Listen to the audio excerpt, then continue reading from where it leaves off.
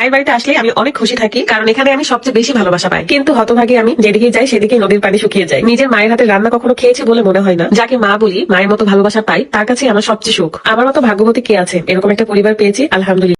আমার মতো অভাগী কে আছে?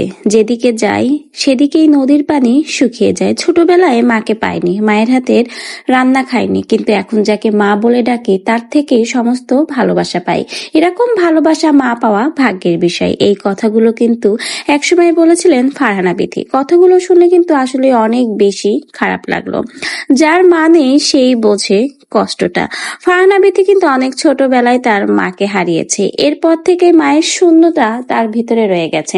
এরপরে সিয়ামের মাকে সে মা ডাকে, সিয়ামকে পাতানো ভাই বানায়। কিন্তু দুঃখের কথা, এই মা ভাই তাকে বিয়েতে ডাকেনি। ভাবা যায় ফারহানা বিথি তাদেরকে এত বেশি ভালোবাসে, কিন্তু তাদের সেই বিয়েতে অনুপস্থিত এখন ফারহানা বিথি। কি কারণে ফারহানা বিথিকে সিয়ামের বিয়েতে দাওয়াত করা হয়নি? যেখানে ফারহানা বিথি সিয়ামকে ভাই মনে করে এবং তার মাকে মা ডাকে। এমনকি সিয়ামের বাড়িতে বেড়াতে গেলে বলে মায়ের বাড়িতে বেড়াতে এসেছি। সেখানে আজকে সিয়ামের বিয়েতে সকলকে দাওয়াত করা হলেও ফারহানা বিথি এবং রাত ভাইকে কেন দাওয়াত করা হয়নি? সোশ্যাল মিডিয়াতে এরকম নানা গুঞ্জন চলছে। ফারহানা বিথি রিসেন্টলি তার একটা ভিডিওতে বলেছে দেশের বাইরে ঘুরতে যাচ্ছে, কিন্তু কথা হলো যেখানে তার পাতানো ছোট ভাই সিয়ামের বিয়ে, তাদেরকে এত বেশি ভালোবাসে, তাকে কেন তাদের বিয়েতে তাহলে দাওয়াত করেনি? তার মূল কারণ কি স্মৃতি বাপ্পি?